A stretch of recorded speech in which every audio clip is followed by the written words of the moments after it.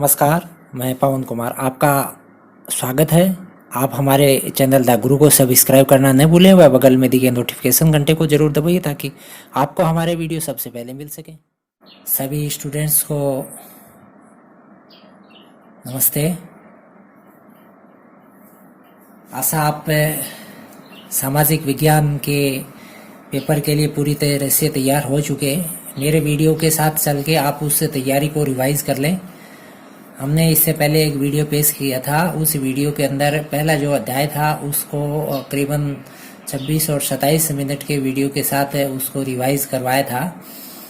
ये दूसरा वीडियो है, ये हम प्रारंभ कर रहे हैं संघर्षकालीन भारत 1206 से 1757 तक, यानी 1206 से पहले का घटनाक्रम है वो हमने पहले वीडियो के अंदर प्रस्तुत कर दिया था। ये अध्याय 5 अंक का है। चलिए हम प्रारंभ करते हैं। इसकी महत्वपूर्ण जो बातें हैं इसमें आप सबसे पहले ध्यान रखना 712 ईस्वी में मोहम्मद बिन कासिम आया था यहाँ, यानी ये याद रखना पहला जो मुस्लिम आक्रमणकारी था जिसने भारत पे अटैक किया वो मोहम्मद बिन कासिम था 712 ईस्वी में। उस समय सिंध का राजा था दाहिर सेन। इन दोनों के बीच में संघर्ष हुआ, इसमें दाहिर सेन हार गया था। ठीक है।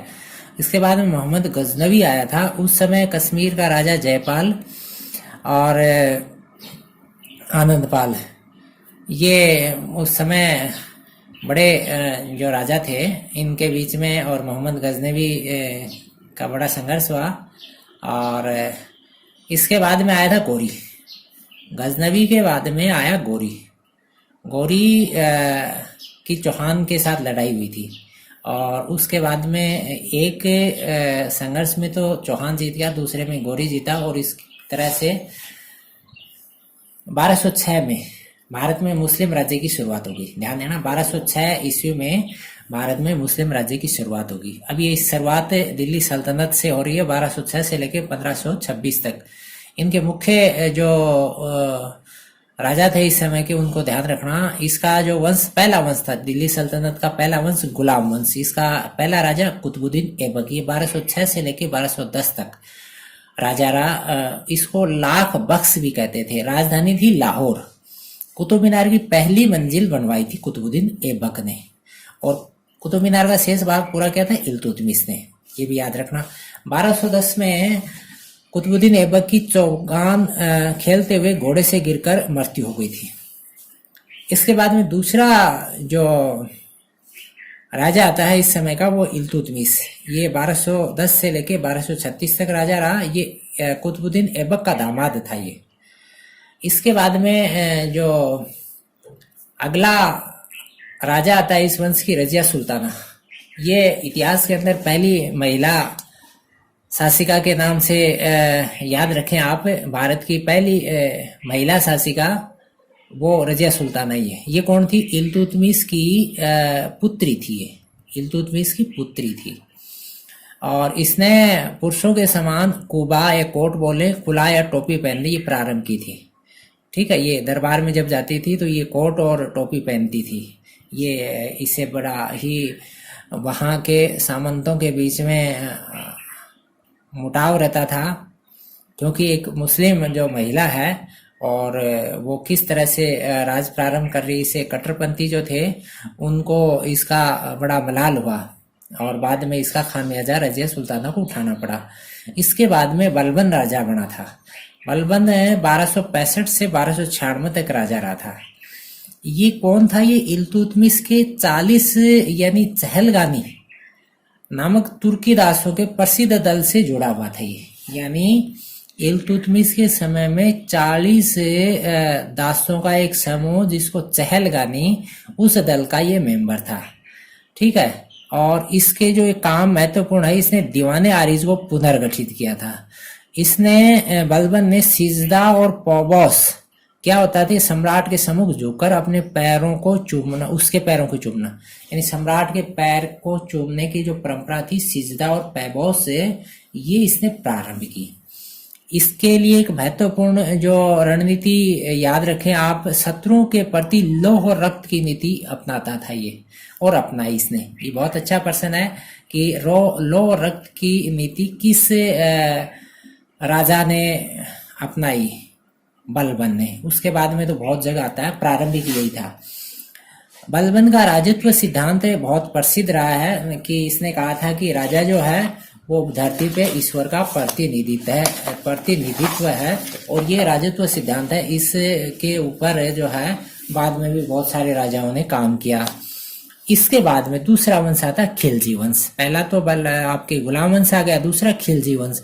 ये 1290 से 1320 तक ये वंश चला। इसका पहला जो राजा हुआ जलालुद्दीन खिलजी, ठीक है, जलालुद्दीन फिरोज खिलजी बोलते हैं, जलालुद्दीन खिलजी। इसके बाद में इसका दामाद अलाउद्दीन खिलजी बना। अलाउद्दीन ने 1301 में रणथंबोर और 1303 में चित्तौड़ पर आक्रमण करके इनको लूटा। इसका एक सेना नायक था मलिक काफूर, ये भी ध्यान रखना। अलाउद्दीन खिलजी का सेना नायक था ये मलिक काफूर। इसकी एक महत्वपूर्ण जो बात है वो याद रखें, इसकी गुप्तचर प्रणाली जो है वो सबसे बेहतरीन थी, यानी इसने ही प्रारंभ की थी इसको सबसे पहले। इसके समय एक विद्वान था अमीर खुसरो। अमीर खुसरो किसके समय था? अलाउद्दीन खिलजी के समय। इसकी किताब है खजाइनुल फुतूह, ये याद रखना। इसके साथ में अलाउद्दीन खिलजी के बारे में जो महत्वपूर्ण बातें हैं, इसने क्या किया था, दंडाधिकारी या सहना, ये कोई अफसर था जो क्या करता था, बाजार का दरोगा होता था, बाजार को कंट्रोल करता था। एक मुहत्सिब अधिकारी होता था, ये जन साधारण का रक्षक और नाप तोल का निरीक्षक होता था। ये स्पेशल नियुक्तियां इसने प्रारंभ की थी, ये पहले किसी ने नहीं की थी। अलाउद्दीन खिलजी ने कालाबाजारी और मुनाफाखोरी पर रोक लगाने का पहली बार प्रयास किया, इससे पहले कम चल रहा था ये। इसके बाद में जो अगला वंश आता है वो आता है तुगलक वंश। तुगलक वंश, इस वंश का पहला जो राजा है गयासुद्दीन तुगलक, ये 1320 में दिल्ली का सुल्तान बना। इसके बाद में इसका पुत्र वो जुना खां था, उस मोहम्मद बिन तुगलक के नाम से सुल्तान बना, ठीक है। सल्तनत वंश के राजाओं को सुल्तान ही बोलते हैं, इसीलिए सल्तनत वंश पड़ा, सुल्तान कहलाए। और इसके बारे में कहा जाता है ये अंतर विरोधों का विस्मयकारी मिश्रण, रक्त का प्यासा। ये इसके बारे में विशेष युक्तियां प्रचलित है। किसके बारे में? मोहम्मद बिन तुगलक के बारे में। पागल बादशाह की संज्ञा भी देते हैं इसे कई जो लेखक हैं। इसकी जो महत्वपूर्ण योजनाएं थी उसको देखें, 5 बड़ी योजनाएं जिनके बारे में ये विवादित रहे। दोआब में करवर्दी करना, देवगिरी को राजधानी बनाना, यानी दिल्ली से राजधानी देवगिरी ले गया, सांकेतिक मुद्रा का प्रचलन किया, खुरासान पर आक्रमण और कराचील की ओर अभियान। ये 5 जो इसकी विवादित योजनाएं थी, इन्हीं के लिए ये कहा जाता है कि इसमें कुछ मिश्रण पागलपन का था। इसके बाद में इसके समय एक मोरक्को का यात्री आया था, इसका नाम था इब्न बतूता, ये 1313 में आया था। फिर 1351 में फिरोज शाह तुगलक सुल्तान बना। इसने फिर हिसार, फिरोजा, फिरोजाबाद और जौनपुर ये शहर बसाए थे। इसने यानी किसने? फिरोज शाह ने ब्राह्मणों पर जजिया कर वापस लगा दिया था। ये ध्यान देना, अकबर ने हटाया था। इसके बाद में इसने सभी जो कर थे उनको हटाकर केवल 4 मुख्य कर रखे। इनको याद रखना, कौन कौन से कर थे? खराज, जकात, खम्स और जजिया, ठीक है। ये 4 कर रखना था। इसको खाज खुजा के नाम से याद रखते हैं, ठीक है, शॉर्ट में खाज खुजा। तो ये खुजा से खुम्स और जजिया हो गया, और खाज से खराज और जकात हो गया। इसके समय की, यानी किसके समय की? फिरोज शाह तुगलक के समय की महत्वपूर्ण बात है। इसके समय में एक दीवान ए बंदगान नाम का विभाग था। इसमें क्या थे? दासों के लिए विभाग था ये, ठीक है। और फिरोज शाह तुगलक के समय में करीबन 1,80,000 दास थे, यानी सबसे बड़े जो दास रखने वाले सुल्तानों में गिनती होती है तो फिरोज शाह तुगलक का ही नाम आता है। इसके बाद में अगला जो वंश आता है वो सैयद वंश। सैयद वंश के जो राजा थे उनके अंदर जो महत्वपूर्ण राजा की गिनती आती है उसमें खिजर खां, ये इसका संस्थापक था, और कोई महत्वपूर्ण राजा बाद में नहीं हुए। फिर आता है लोधी वंश। लोधी वंश के जो राजा थे उनके नाम के साथ लोधी जुड़ा, इसमें बहलोल लोधी आता है, बहलोल लोदी के बाद में ये आपके सिकंदर शाह है। इन इस समय लोदी वंश के समय में आगरा शहर की स्थापना हुई थी। आगरा जो नगर है वो ध्यान देना कब बसा था, 1506 में, और इसको बसाने वाले कौन थे, लोदी वंशज थे। और इसके बाद में इस वंश का एक राजा हुआ इब्राहिम लोदी। इस इब्राहिम लोदी और सांगा के बीच में राणा सांगा, ये कौन था, राणा सांगा आपके मेवाड़ का राजा था, इस यानी महाराणा था, इसके बीच में लड़ाई हुई थी और इस लड़ाई में लोदी हार गया था, ध्यान देना। और उसके बाद में 1526 में पानीपत के मैदान में लोदी और बाबर की लड़ाई हुई, ठीक है। और इस लड़ाई में कौन जीता, बाबर जीता। और बाबर के जीतने के बाद में हिंदुस्तान में कौन से वंश की स्थापना हो गई, मुगल वंश की स्थापना हो गई, ठीक है। तो ये निर्णायक युद्ध था, कौन सा युद्ध, पानीपत का युद्ध 1526 में। किसके बीच में हुआ, बाबर और लोदी के बीच में। और इसमें कौन जीता, बाबर। और बाबर के जीतने के बाद में क्या हुआ, भारत में मुगल वंश की स्थापना हो गई। अब देखो सल्तनत काल में जो महत्वपूर्ण बातें थी, इसमें एक तो याद रखना, वजीर का जो कार्यालय होता था, वजीर यानी प्रधानमंत्री का कार्यालय दीवाने विजारात कहलाता था। इसके बाद में यहाँ पर जो याद रखने वाली बात है, मोहम्मद बिन तुगलक ने एक काम किया था। इसने भूमि को कृषि योग्य बनाने हेतु दीवान ए अमीर कोई की स्थापना की। ये बहुत महत्वपूर्ण प्रश्न है, कई बार परीक्षाओं में पूछा जाता है। दीवान ए अमीर को ही किससे संबंधित है, तो कृषि से संबंधित है। और ये किसने स्थापित किया, मोहम्मद बिन तुगलक ने।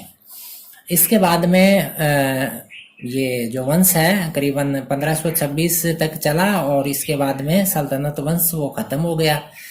अब आता है मुगल वंश यानी मुगल कालीन भारत। ये 1526 से लेके 1858 तक यानी 1857 की क्रांति तक की घटना है। 1526 से 1857 या 58 तक की, ये मैंने बता दिया था। बाबर ने 1526 में पानीपत की लड़ाई लड़ी, इसमें इब्राहिम लोदी को हराकर भारत में मुगल साम्राज्य की स्थापना कर ली थी, ठीक है। ये बाबर कौन था, ये तैमूर वंश का वंशज था, ठीक है। ये जो मुगल काल के राजा है इनको बादशाह कहा गया, ठीक है ना, बादशाह की उपाधि इन्होंने धारण की। खानवा की लड़ाई हुई किसके बीच में, बाबर और सांगा के बीच में 1527 में। इस लड़ाई में कौन जीता, बाबर जीता और भारत पर एक छत्र राज्य स्थापित हो गया बाबर का। बाबर की मृत्यु हो जाती है 26 दिसंबर 1530 को। इसके समय की एक किताब है, वो इसका नाम है तजुके बाबर या बाबरनामा। ये किसने लिखी, बाबर ने ही लिखी। और इस की जो लिखावट है कौन सी भाषा में, तुर्की भाषा में। इसके बाद में अगला जो बादशाह आता है वो हुमायूं। हुमायूं बाबर का लड़का था। हुमायूं ने जो काम किया उसमें हुमायूं ने दीन बना एक नाम का एक शहर बसाया। और हुमायूं और अफगान शासक शेर खां के बीच में बक्सर के निकट चौसा के स्थान पर 1539 में एक लड़ाई हुई थी, ध्यान देना। चौसा का युद्ध किसके बीच में हुआ, शेर खां, जो बाद में शेरशाह सूरी हुआ, शेर खां और आपके हुमायूं के बीच में। इस लड़ाई में कौन जीता, आपके शेरशाह सूरी जीत गया। तो इसमें शेरशाह सूरी जीतने से शेरशाह ने आपके शेर खां था ये पहले, बाद में शेर शाह हो गया ये। और फिर वापिस 1540 में कन्नौज की लड़ाई हुई, इसमें दोबारा हुमायूं हार गया। तो इस तरह से हुमायूं हारता गया और हुमायूं ने देश छोड़ दिया और यहाँ से इसने पलायन कर दिया और दिल्ली पे किसका राज हो गया, आपके शेरशाह या शेरशाह सूरी या शेर खां, एक ही नाम है। और वापिस फिर बाबर ने एकत्र होके हुमायूं ने अपनी ताकत बढ़ाई और वापिस लड़ाई करी और उसके बाद में पुनः दिल्ली पे इसने कब्जा कर लिया। ये बात है 23 जुलाई 1555 को हुमायूं ने दूसरी बार दिल्ली पर कब्जा किया, ठीक है, यानी दिल्ली की गद्दी पर बैठ गया, कुछ दिन तक जिया और उसके बाद में 24 जनवरी 1556 को वो इसकी मृत्यु हो गई। ये सीढ़ियों से गिर के फिसलने से इसकी मृत्यु हो गई। इसके बारे में एक चीज याद रखना हुमायूं के बारे में, ये सप्ताह में 7 दिन 7 रंग के कपड़े पहनता था, ज्योतिष में विश्वास रखता था ये, तो सप्ताह में 7 दिन 7 रंग के कपड़े पहनता था। अब हम बीच में बात कर लेते हैं जो सूर साम्राज्य है उसकी। ये राजा कौन था इस समय? शेरशाह सूरी। ठीक है ना, ये सूर साम्राज्य भी कहलाया। इसके समय की महत्वपूर्ण जो बात है, 1544 में मालदेव, ये मारवाड़ का राजा था, इसके ऊपर आक्रमण किया। ठीक है, और इस आक्रमण में ये बहुत मुश्किल से ही जीत पाया। तो इसने एक लाइन लिखी थी, मैं मुट्ठी भर बाजरे के लिए हिंदुस्तान की सल्तनत खो देता। ठीक है, ये शेरशाह की लाइन है। और इस लड़ाई के अंदर मारवाड़ के जो महत्वपूर्ण योद्धा थे, जैता और खूपा। ठीक है, याद रखना, जैता और खूपा ये मालदेव की तरफ से लड़ने वाले महत्वपूर्ण योद्धा थे। फिर 1544 में कालिंजर का युद्ध होता है, जिसमें शेरशाह की मृत्यु हो जाती है। शेरशाह की जो बड़ी उपलब्धियों हैं, एक तो ये सुधार और निर्माण कार्यों के लिए प्रसिद्ध है। भूमि के माप और लगान की व्यवस्था करने के लिए इसका नाम जाना जाता है। इसके समय की 4 बड़ी सड़कें बनी, जिनमें एक बड़ी सड़क है grand truck road. Grand truck road जो जीटी रोड के नाम से प्रसिद्ध है अभी भी, वो किसने बनवाई थी? इसी शेरशाह सूरी ने बनवाई थी। इसके बाद में अगला जो राजा आता है वो है अकबर। अकबर का संरक्षक कौन था? ये बचपन में इसका राज्याभिषेक हो गया था, संरक्षक था इसका बैराम खां। और उस समय अकबर के राज्याभिषेक के बाद में जो प्रारंभिक संघर्ष हुआ, उसमें अफगान सेनापति हेमू और मुगल प्रतिनिधि बैरम खां के बीच में पानीपत की दूसरी लड़ाई हुई थी। ध्यान देना, पानीपत की दूसरी लड़ाई कब हुई थी? 1556 में। तो ये जो सन है और ये युद्ध है, ये ध्यान रखना। इसमें अफगान हार गए थे और आपके बैरम खां यानी अकबर जीत गया था। ठीक है, यहाँ पर जो आगे याद रखने की बात है, 1570 इस समय अकबर कहाँ आया? मारवाड़ और बीकानेर आया। और ये एक्चुअल में आया नागौर था, और यहाँ पर मारवाड़ और बीकानेर के राजाओं ने अकबर की अधीनता स्वीकार की। और इसके बाद में जो आपके मेवाड़ था, उसके ऊपर संघर्ष, यानी उसके ऊपर जो आक्रमण करने के लिए इसने मानसिंह और आसफ खां के संयुक्त नेतृत्व में मुगल सेना के साथ हल्दी घाटी का युद्ध 1576 में लड़ा था। ये याद रखना, हल्दी घाटी का युद्ध 1576 में। और अकबर की तरफ से मानसिंह और आसफ खां, और इधर महाराणा प्रताप, ये युद्ध याद रखना। 1601 में असीरगढ़ पर मुगल अधिकार हो गया। ये इसका अंतिम अभियान था। तो अकबर का अंतिम अभियान कौन सा था? असीरगढ़। कब है ये? 1601 में। इसके बाद में जो आप याद रखो, आप 1605 में अकबर की मृत्यु होती है। ये बीमार होके इसकी मृत्यु होती है, लंबी बीमारी हुई। इसके समय की जो बड़ी उपलब्धियां हैं, फतेहपुर सीकरी में इसने 1575 में क्या बनवाया? इबादत खाना। 1581 में इसने दीन ए इलाही धर्म चलाया। ये बहुत अच्छी सामान्य ज्ञान की बात है, बहुत बार पूछा जाता है। दीन ए इलाही जो धर्म है, मुस्लिम धर्म का एक पंथ है, जो 1581 में अकबर ने चलाया था। इस दीन ए इलाही को स्वीकार करने वाला पहला हिंदू जो था, वो बीरबल था। फिर दीन ए इलाही का प्रधान पुरोहित अब्दुल फजल था। अकबर के साथ रहने वालों में पहला राजपूत राजा, यानी इसके साथ जो इसका अधीनता स्वीकार करने वाले पहला राजपूत राजाओं में नाम आता है, तो वो आपके जयपुर का राजा, जो कछवा राजा बहरमल था। अकबर ने जजिया कर समाप्त कर दिया था, जो पहले लगा हुआ था। इसके अकबर के बाद में आता है जहांगीर। इसका नाम सलीम भी था, जहांगीर का नाम सलीम भी था। इसने सिख गुरु अर्जुन देव को मृत्यु दंड दिया था। किसी कारणवश इसका अर्जुन देव से विवाद हुआ और उसकी वजह से अर्जुन देव को मृत्यु दंड दिया। इसकी पत्नी का नाम था नूर महल, जो बाद में नूर जहां भी कहलाएगी। इसके समय, जहांगीर के समय में, ब्रिटिश दूत कैप्टन हॉकिंस और सर थॉमस रो इंडिया आए थे। ठीक है, ये याद रखना। यानी पहले जो अंग्रेज जिस बादशाह से बात की, वो बादशाह जहांगीर था, और जहांगीर ने ही इनको भारत में आने की अनुमति दी और बात करके यहाँ पर कुछ इनको रहने सहने की सहूलियतें प्रदान की, जो अंग्रेज बाद में लंबे समय तक भारत में ही रहे। इसके बाद में अगला जो बादशाह था, वो शाहजहाँ। 1627 से 1658 तक राजा रहा। इसके बचपन का नाम खुर्रम था। इसकी पत्नी का नाम अंजुमन बानो बेगम मुमताज महल था। और ये मुमताज महल के याद में इसने बाद में ताजमहल बनाया था। 1657 में औरंगजेब ने शाहजहां को आगरे के किले में कैद कर दिया और अपने भाई दारा, मुराद और शुजा को मारकर गद्दी पर बैठ गए। ये बहुत अच्छी याद रखने की बात है। औरंगजेब ने क्या किया था, अपने बाप, कौन था इसका बाप, शाहजहां, इसको तो आगरा के किले में कैद कर दिया, अपने भाई दारा, मुराद और शुजा को मार के और गद्दी पे बैठ गया था। अब आता औरंगजेब। ये 1658 से लेके 1707 तक करीबन 50 साल तक औरंगजेब ने राज किया था। औरंगजेब के समय की जो महत्वपूर्ण घटनाएं हैं उनमें पुरंदर की संधि, ये 1665 में शिवाजी और राजा जयसिंह, ये राजा जयसिंह किसकी तरफ से था, औरंगजेब की तरफ से, इनके बीच में जो संधि हुई वो है। इसके बाद में औरंगजेब के समय की जो महत्वपूर्ण घटना है, इसमें 1679 में हिंदुओं पर पुनः जजिया कर लगा दिया। जो अकबर ने हटाया था जजिया कर, वो औरंगजेब ने इसको पुनः चालू कर दिया था। इसीलिए औरंगजेब को जो है कट्टर मुस्लिम शासकों की श्रेणी में रखा जाता है। औरंगजेब ने सिख धर्मगुरु गुरु तेग बहादुर की हत्या कर दी थी, यानी उसको मरवा दिया था, ठीक है, गुरु तेग बहादुर को। अब मुगल प्रशासन काल में जो महत्वपूर्ण घटनाएं हैं उनको देख लेते हैं। इसमें वजीर जो थे, वजीर को वकील ए मुतलक भी कहते हैं। प्रधान सदर मीरे समा नाम के दीवान वित्त विभाग के प्रमुख होते थे, ठीक है। वित्त विभाग का जो, जिसे आप फाइनेंस मिनिस्टर बोले, ये कौन था, सदर मीरे समा, ठीक है।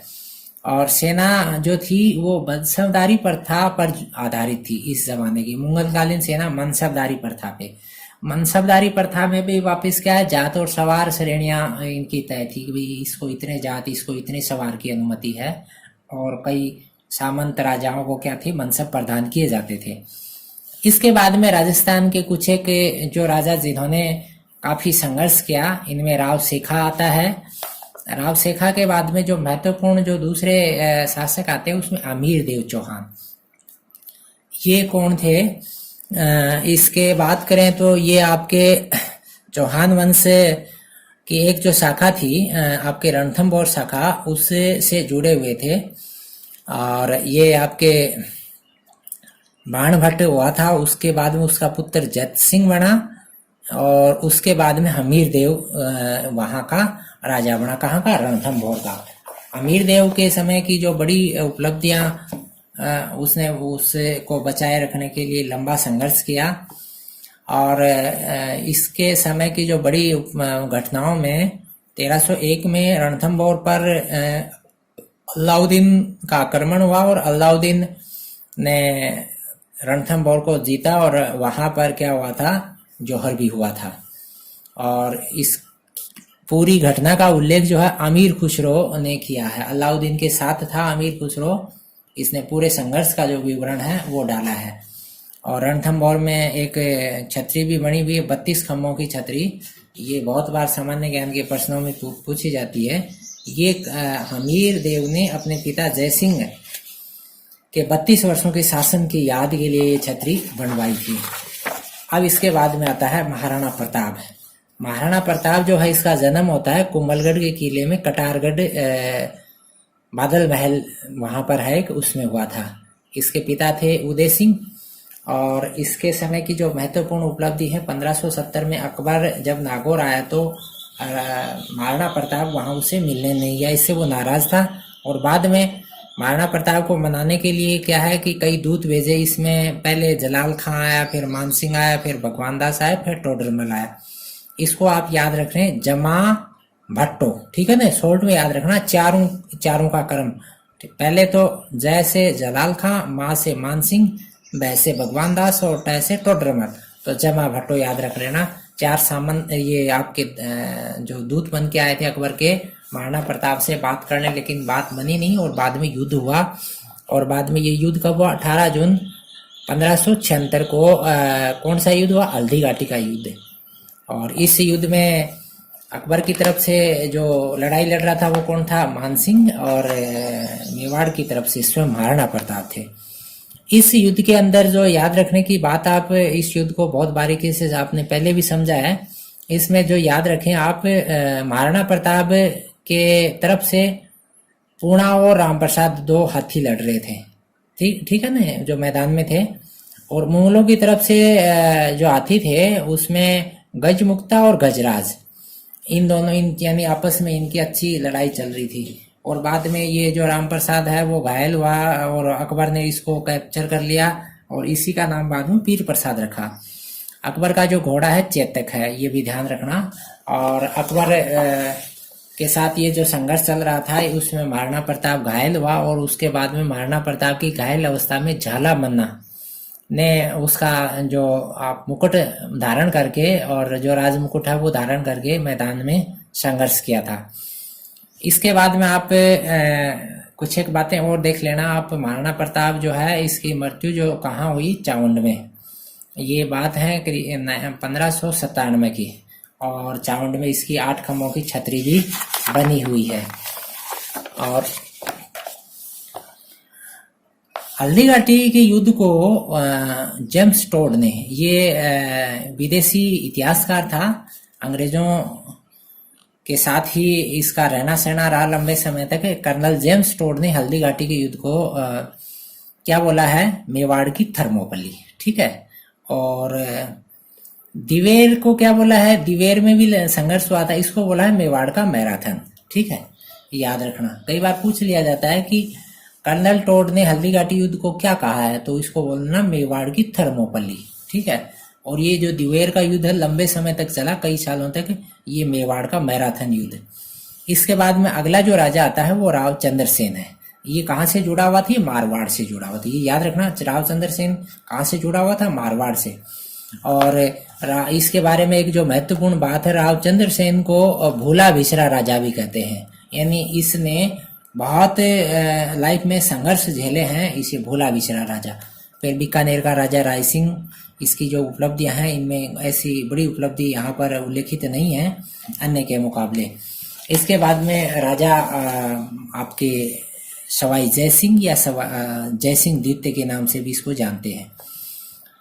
इसके समय जो आपके मुगल आक्रमण हुआ था, और उस मुगल आक्रमण के बाद में इसका नाम जो था, उस समय मुअज्जम जो राजा था आपके बादशाह था, और इसका नाम बदल के यानी आमेर उस समय राज्य था, इसका नाम क्या कर दिया, इस्लामाबाद या मोमिनाबाद कर दिया था।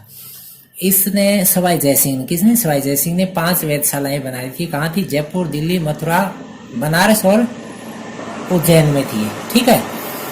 इसके अलावा सवाई जयसिंह ने आमेर की जगह जयपुर को कछवा राजवंश की राजधानी बनाया। जयपुर की स्थापना से पूर्व इस स्थान पर एक शिकार होदी स्थिति थी। ठीक है। सवाई जयसिंह ने आमेर की जगह जयपुर को राजधानी चेंज किया। ये भी बहुत अच्छी उपलब्धि है, इसको आप ध्यान रखें। इसके बाद में शिवाजी की बात करें। शिवाजी, ये मराठे आ गए। अब मराठों में शिवाजी, इसके बारे में आप इसके संरक्षक का नाम याद रखें। दादाजी थे इनके कोणदेव, वो संरक्षक रहे। इनके गुरु थे समर्थ गुरु रामदास। और शिवाजी के जो जयसिंह के साथ संधि हुई थी, ये जयसिंह मुगलों की तरफ से संधि करता थे, और ये जो संधि थी पुरंदर की संधि 1665 में हुई थी। याद रखना, ये आपके शिवाजी और मुगलों के बीच में 1665 में पुरंदर की संधि हुई थी। 1674 में रायगढ़ में के दुर्ग में शिवाजी ने महाराष्ट्र के स्वतंत्र शासक के रूप में अपना राज्याभिषेक किया। यानी पुरंदर की संधि के बाद में पुनः शिवाजी ने बहुत सारे क्षेत्र को जीत के और दोबारा स्वतंत्र शासक के रूप में राज्याभिषेक कर लिया था। कब, 1674 में। ये कहाँ पर, रायगढ़ के किले में। इसके बाद में आता है बहमनी, विजयनगर और बहमनी। इसमें पहले हम विजयनगर देख लेते हैं। विजयनगर के जो संस्थापक राजाओं में हरिहर और बुक्का, ये तुंगभद्रा नदी के तट के आसपास का जो साम्राज्य था। राजधानी की बात करें तो हम्पी थी विजयनगर की राजधानी। और इससे के जो बड़े राजा मैंने बताई थी, हरिहर और बुक्का। इस समय इटली के यात्री निकोल कॉन्टी और फारस के दूत अब्दुल रज्जाक भी आए थे। बहमनी की बात करें तो बहमनी के अंदर इस समय इनकी राजधानी कुलबर्गा राजधानी थी और बाद में राजधानी बीदर भी बनी इनकी। और ये जो साम्राज्य है बाद में आपस में संघर्ष से 5 छोटे राज्यों में बट गया। ये कौन से थे? बरार, बीदर, अहमदनगर, गोलकुंडा और बीजापुर। यानी बहमनी जो साम्राज्य था उसका आपस में जो विवाद हुआ उससे वापस ये टूट के 5 अलग अलग राज्यों में डिवाइड हो गया। अगला जो बिंदु है वो है सिख धर्म से जुड़े हुए राजाओं से जुड़ा हुआ है या धर्म गुरुओं से। इनकी बात करें तो पहला जो धर्म गुरु है वो है आपके गुरु नानक। और गुरु नानक का जन्म होता है 1469 में और इसने जो गुरु लिपि में सारा जो विवरण है वो लिखा है। इसके बाद में जो अगले गुरु हुए हैं गुरु रामदास। इसने अमृतसर में जो सरोवर इसकी स्थापना की, अकबर से काफ़ी अच्छी मित्रता थी। फिर गुरु अर्जुन देव होते हैं, जहांगीर ने इनको प्राणदंड दिया था और इसने सिखों के धर्म को एक सैनिक संघ के रूप में स्थापित किया। और बाद में हरगोविंद सिंह बने और इसने क्या किया था? अकाल तख्त की स्थापना की थी। जहांगीर ने गुरु अर्जुन देव को प्राणदंड दिया था। इसके बाद में गुरु गोविंद सिंह आते हैं। गुरु गोविंद सिंह ये सिखों के 10वें और अंतिम गुरु होते थे। इसने खालसा पंथ की स्थापना की थी 1699, बहुत महत्वपूर्ण है। गुरु गोविंद सिंह ने खालसा पंथ की स्थापना 1699 में की थी। इसके बाद में आता है आपके रणजीत सिंह। ये पंजाब के संस्थापक राजा हुए हैं और यानी संस्थापक क्या, पंजाब को इसने सुदृढ़ किया। इसकी राजधानी लाहौर थी। तो ये जो संक्षिप्त एक वीडियो था